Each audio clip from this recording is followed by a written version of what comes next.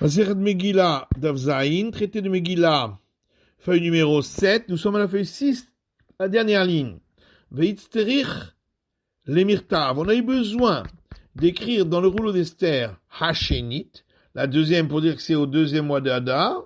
Veitzterich lemirtav bechol shana veshana. On a eu besoin d'écrire également chaque année pour dire que c'est comme toutes les autres années, le Hadar qui précède Nissanim. Bechol shana veshana, si on avait simplement écrit comme chaque année, Avamina Kikushian. On aurait pu dire, comme la question qui dit que c'est le mois qui précède Nissan, peut-être c'est le mois qui suit Shevat, puisque on ne doit pas passer outre l'accomplissement d'un devoir religieux. C'est pourquoi il est écrit la deuxième fois. Ici c'est écrit uniquement la deuxième fois, Vermina Bitrila Berishon ou Besheni. J'aurais dit que a priori, il faut faire deux fois, premier mois d'Adar et second mois d'Adar. C'est pourquoi on vient nous dire, non, c'est comme chaque année, c'est une seule fois au deuxième mois d'Adar. Et Rabbi Eliezer qui dit qu'on doit dire au premier mois d'Adar, qu'est-ce qui fait du mot la deuxième? Pour l'enseignement de Rav Shmuel, fils de Yuda, d'Amar Rav Shmuel bar Yuda, car Rav Shmuel, fils de Yuda, Dimitri la Kavra Beshushan. La première fois, on a institué la fête de Purim, la lecture de rouleau d'Esther à Suse, et à la deuxième fois à la fin pour tout le monde entier. Rav Shmuel bar Yehuda, Rav Shmuel, fils de Yehuda, dit Esther a envoyé un message aux sages en disant Kavrouni le Dorot, fixez-moi comme fête et comme lecture de mon rouleau pour toutes les générations. Ils ont renvoyé un message en disant tu vas provoquer une vengeance contre nous, parmi tous les peuples du monde qui vont dire ils se réjouissent de notre perte.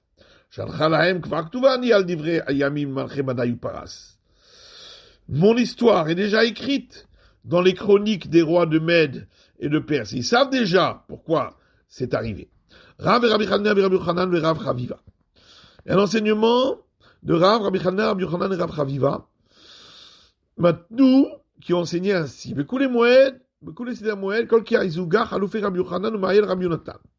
Et dans tout l'ordre des traités des fêtes, chaque fois qu'on rapporte ces maîtres, certains interchangent et disent Rabbi Yonatan au lieu de Rabbi Yochanan. Donc Esther a demandé envoyer un message aux sages en disant Katvuni le Dorot. Écrivez mon rouleau pour toutes les générations. Alors ils l'ont envoyé un message en disant voilà, c'est écrit dans les proverbes. Voilà, n'est-ce pas, que j'ai écrit pour toi 3 fois. Shlishim velo revi'im. Donc, c'est déjà écrit 3 fois la guerre contre Amalek et on ne peut pas écrire une 4e fois.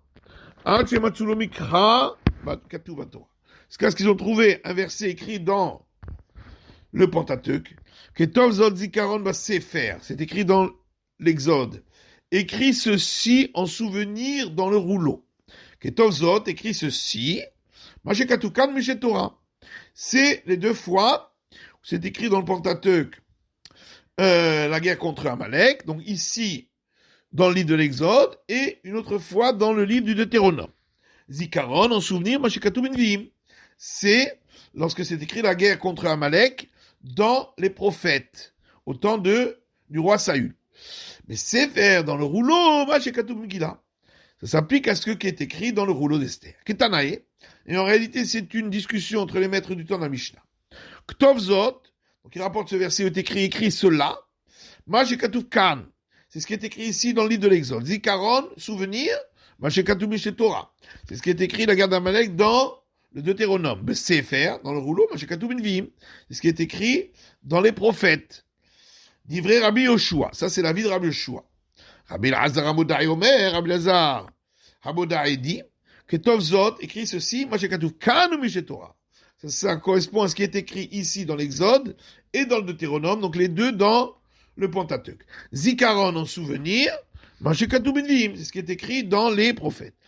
Sefer dans le rouleau, Mashekatu Bemgila, c'est ce qui est écrit dans le rouleau d'Esther. Amar Ravuda Mar Shmuel, Ravuda du nom de Shmuel, Esther enam metamet hayadayim. Esther, il n'y a pas sur ce rouleau l'institution des sages que ça rendrait impur les mains, parce que c'est pas une écriture sainte. Les mêmes de savoir Shmuel Esther la Beruach HaKodesh Nemra. Ça voudrait donc dire que selon Shmuel, Esther n'a pas été écrite avec l'Esprit Saint. Ve'amar Shmuel Esther Beruach HaKodesh Nemra. Pourtant Shmuel lui-même a dit que Esther a été dite sous le souffle de l'Esprit Saint. La Gemara dit Nemra likrot. Ça a été dit concernant le récit. Velon Nemra lirtov. Mais il n'y a pas eu d'Esprit Saint pour l'écriture. Ça fait partie de la loi orale. Métivé, selon Shmuel. Métivé, on objecte. Rabbi Meir dit Kohelet et Nometamet Ayudai. Le livre de l'Ecclésiaste n'est pas une écriture sainte. Il n'y a pas l'institution qu'il rend impur les mains. Au Machloket Beshir Hashirim, pour le Cantique des Cantiques, il y a une discussion là-dessus. Est-ce que ça rend impur les mains? Rabbi Yossi Omer Shir Hashirim et Amet Ayedayim. Rabbi Yossi dit le Cantique des Cantiques rend impur les mains, c'est une écriture sainte. Au Machloket Bekohelet, et il y a une discussion concernant l'Ecclésiaste. Le livre de l'Ecclésiaste. Rabbi Shimon Omer Kohelet Mikul Bet Shammai Chomer Bet Hillel. Rabbi Shimon dit le livre de l'Ecclésiaste fait partie des enseignements coulants de l'école de Shammai et plus sévères de l'école de Hillel. D'après l'école de Shammai, ça ne rend pas les mains impures, mais d'après l'école de Hillel, lui. Donc d'après l'école de Hillel, c'est une écriture sainte. Avalrou de Shir Hashirim et Esther. Par contre, le livre de Ruth, du Cantique des Cantiques et de Esther, Metamim et Tayadaim, rend impurs les mains. Et là, je me réponds, où est marqué Rabbi Shua? Lui, Shmuel, pense comme Rabbi Shua, que il n'a pas été donné lieu d'écrire une quatrième fois. Et donc Esther n'est pas écrite selon le souffle saint. Tandis Rabbi Shimon Menasseh Omer, Kohelet et Nometamet Ayadayim Nishachochoto chez Shlomohi. Et une braïta, Rabbi Shimon Menasseh a dit, le rouleau de l'Ecclésiaste ne rend pas impur les mains, parce que c'est juste des leçons de la sagesse de Salomon. Amroulov Chizubidvanama. Alors ils ont dit, si c'est uniquement cela, est-ce que il a dit que ce qui est écrit dans l'Ecclésiaste? Voilà qu'il est déjà écrit dans le livre des rois. Et il a parlé 3000 paraboles. Vomer Altosef Aldevarav. Et il est écrit aussi, concernant les écrits du roi Salomon, ne rajoute pas sur ces paroles. Maïvé Omer. Pourquoi on dit il est écrit encore? Alors tu vas dire, effectivement, il a dit beaucoup de leçons de sagesse. Ce qu'il a voulu, il a écrit. Ce qu'il n'a pas voulu, il n'a pas écrit. Franchement, Altosef Aldevarav. C'est marqué, tu n'as pas le droit de rajouter. Ça montre bien que ce qui a été écrit, c'est selon le souffle saint. Tania Rabbi Eliezer Omer, et une braïta au nom de Rabbi Eliezer qui dit, Esther Beruach HaKodesh Nemra. Esther a été dite, donc l'histoire d'Esther a été dite avec le souffle saint. Chez Neymar, comme il est dit dans le rouleau d'Esther. Vanyomer Aman Benibo. Et Aman a dit dans son cœur, comment on le sait, forcément par souffle saint. Rabbi Akiva Omer Esther Beruach HaKodesh Nemra. Rabbi Akiva dit, l'histoire d'Esther a été dite selon le souffle saint. Chez Neymar, puisqu'il est écrit dans le rouleau d'Esther, Vati Esther no set reine be'eini kol roea. Et Esther soulevait la grâce aux yeux de tous ceux qui la voyaient, comme on le sait, forcément par le souffle saint. Rabbi Meir Omer, Rabbi Meir dit Esther Beruach HaKodesh Nemra. L'histoire d'Esther a été dite suivant le souffle saint. Chez Neymar, comme il dit, Vayivana adavar de Mordechai. La chose a été su à Mordechai, le complot contre le roi. Comment il l'a su? Forcément par le souffle saint. Rabbi Yosef ben Domaskit Omer, Rabbi Yosef fils de Domaskit dit Esther Beruach HaKodesh Nemra. L'histoire d'Esther a été dite par le souffle saint, chez Neymar, comme il est dit, ou va bizal shalchuet yadam. Et sur le butin, ils n'ont pas pris de part quand ils ont fait la guerre contre leurs ennemis. Comment on le sait? Forcément par souffle saint. Amar Shmuelia Vayata. Je dois dire, si moi j'étais là-bas, Vermina Milta de Hadifa Mikulu, j'aurais dit quelque chose qui est encore mieux que tout ce qui a été dit ici. Chez Neymar, parce qu'il est écrit Kimou ve Kibelu, ils ont accepté, ils ont reçu Kimou le mal à Mashikiblu le matin. On explique, ils ont accepté en haut ce qui a été reçu en bas, c'est-à-dire l'histoire d'Esther. Amarava le Kulu itlu picha levad Mishmuel. Rava dit, toutes les autres explications, il y a un argument pour les contredire, sauf celle de Shmuel, de l'El Tepicha, où il n'y a pas d'argument pour le contredire. Les Rabbi Eliezer, concernant ce qu'a dit Rabbi Eliezer, Svarao de la Veinish de Chachiv de Malka Kevate, c'est logique de dire que puisqu'il n'y avait personne qui était plus important pour le roi que lui, Haman, donc lorsque le roi Assyrus a rajouté encore beaucoup d'honneur à faire à celui que le roi voudra honorer, bien sûr que Haman s'est dit que c'est pour lui qu'il parle. Les Rabbi Akiva, concernant l'explication de Rabbi Akiva, Dinma ki Rabbi Elazar, peut-être qu'on explique selon Rabbi Elazar, on nous apprend que chacun qui voyait Esther, il lui semblait qu'elle faisait partie de son peuple. Et c'est pourquoi on a dit qu'elle avait grâce aux yeux de tous.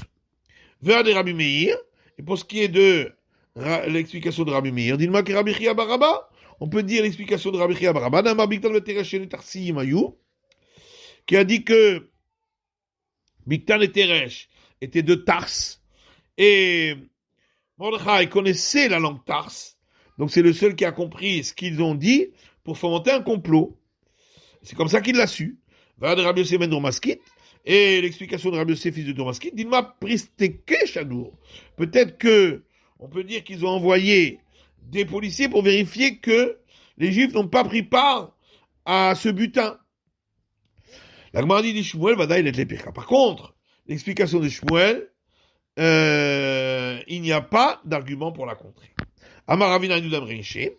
Ravina dit, c'est ce que disent les gens. Il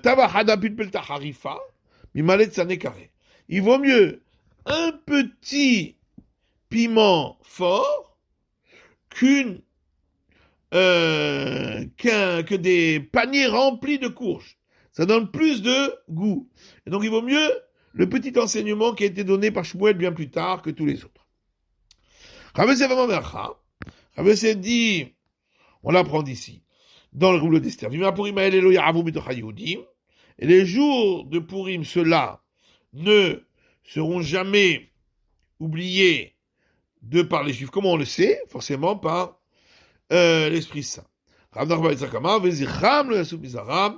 Et Rav Nachman dit, c'est de ce verset qu'on apprend, et leur souvenir ne partira jamais de leur descendance. On a dit dans notre Mishnah que le second Hadar, avec la lecture de la Megillah, on donne les dons aux pauvres. Rabbi Yosef a rapporté une braïta qui dit, c'est écrit dans le rouleau d'Esther, et envoyer des plats un homme à son ami. De là on apprend qu'il faut 2 plats pour une personne, au minimum. Et le verset dit des dons pauvres, au pluriel. Donc il faut 2 dons pour 2 pauvres différents. Rabbi Danessia Shadarle le Rabbi Oshaya Atma de Igla ou Tlalta Vegarba de Hamra. Rabbi Da le prince a envoyé à Rabbi Oshaya, le jour de Purim, une cuisse de veau 3e né de sa mère, c'est le meilleur, et une outre de vin, Shalachle, et l'autre leur a envoyé en retour, Kiyam Tabanu Rabenu ou Mishloach Manot Ishtereu. Tu as accompli ce que tu nous as envoyé, notre maître, envoyer des plats à un homme à son ami, puisque tu nous en as envoyé 2, ou Matanot Levionim, et également le don aux pauvres, puisque je suis pauvre. Rabba Shadarle le mari Barmar, Rabba a envoyé à Marie, fils de Mar, Biad Abaye, par les mains de Abaye, Melotaska de Kishba, un sac rempli de dattes, ou Malekassa Kimcha de Afshuna, et une coupe remplie de farine, de grains de céréales, séchés au four. Malé Abaye lui a dit, acheta à Marie. Maintenant, lorsque Marie va recevoir cela, il va dire, Irakla Malka, liheve, dikula mitzavarech lunachit. Si un paysan devient roi, le panier de son cou, il ne l'enlèvera pas. Toi aussi, tu es devenu un homme important, et puis tu as envoyé des choses basiques. Alors il leur a envoyé, lui, Malataska des Angvila, un sac rempli de gingembre, Malekassa des Pilpalta, et une coupe remplie de petits piments haricots longs. Abaye a acheté à Marmari. Alors Abaye lui a dit, maintenant voilà, il va lui dire, Ana Chadri le Choulia. Rabba va dire, moi je lui ai envoyé des choses douces, et lui m'a envoyé des choses piquantes. Abaye Kinafki mi Bemar. Abaye dit, lorsque j'étais sorti de la maison du maître Marie, mais ça va, j'étais rassasié ce jour-là de Pourim. Qui m'a dit la tête, lorsque je suis arrivé là-bas,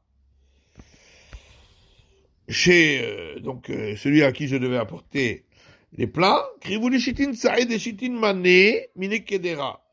Ils m'ont apporté 60 plats, 60 sortes de plats cuisinés dans une casserole.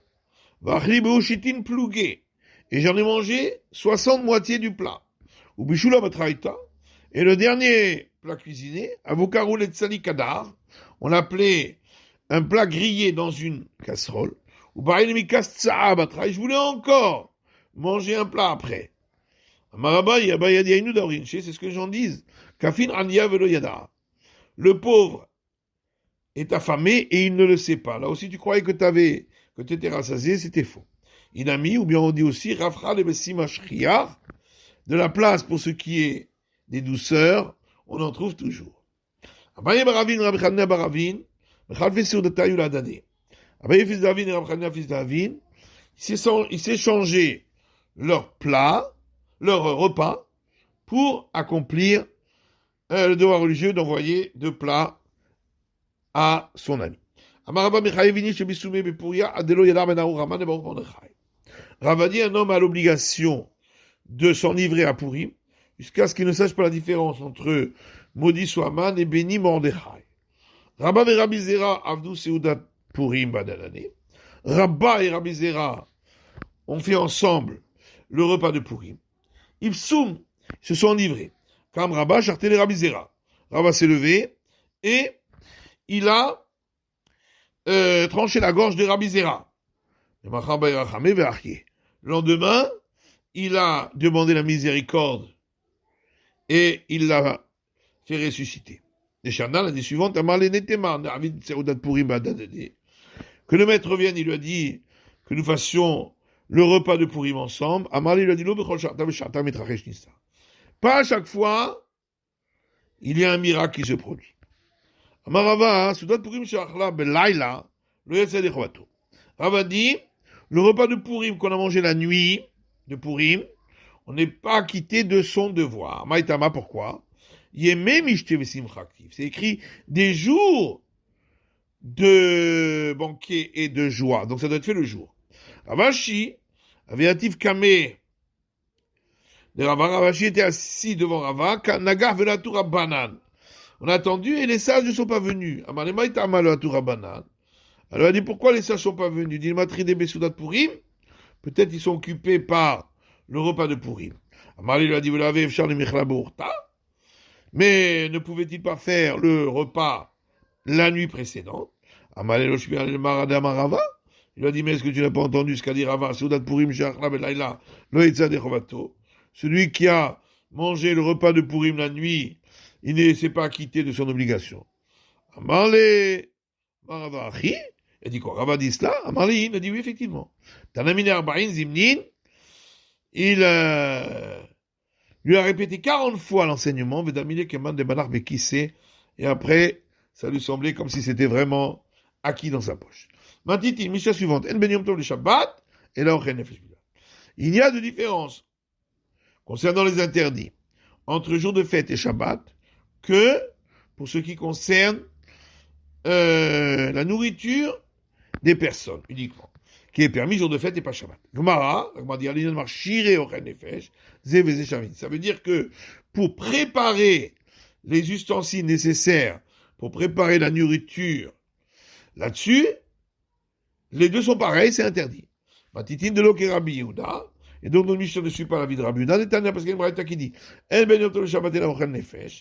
y a de différence dans les interdits entre jour de fête et Shabbat que ce qui concerne la nourriture des personnes. Rabbi Yehuda mati Rav Marchir et Ochen Nefesh. Et Rabbi Yehuda autorise même préparer les ustensiles nécessaires pour la préparation de la nourriture des personnes. Maïtama de Tanakama, quelle est la raison du premier avis?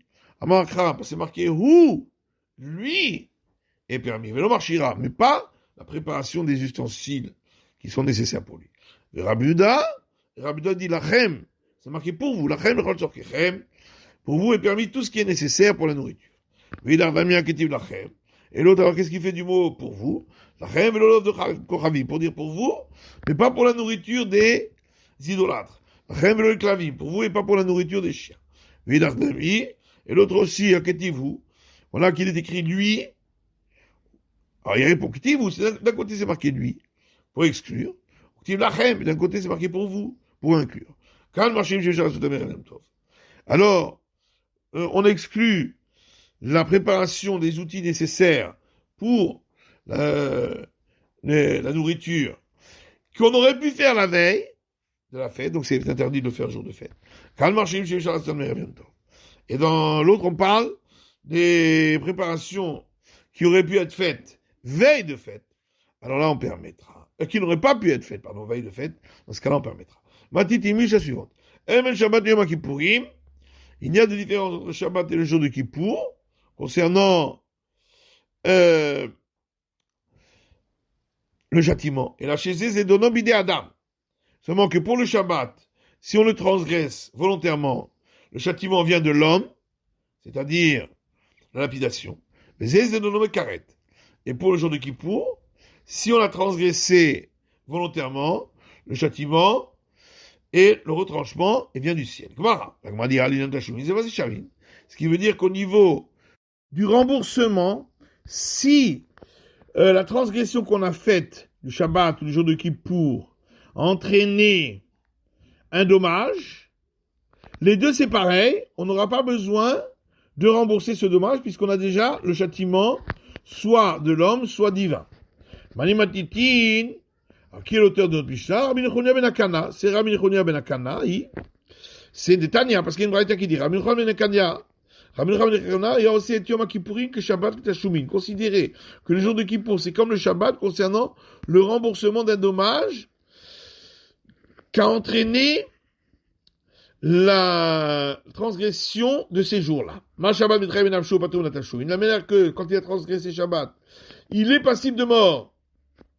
Et donc, dispensé du remboursement, Afioma Kippourim et Très Benafsho. Pour le jour de Kippour aussi, il est passible de mort de la main du ciel, et Upatum Natashumim est donc dispensé du remboursement.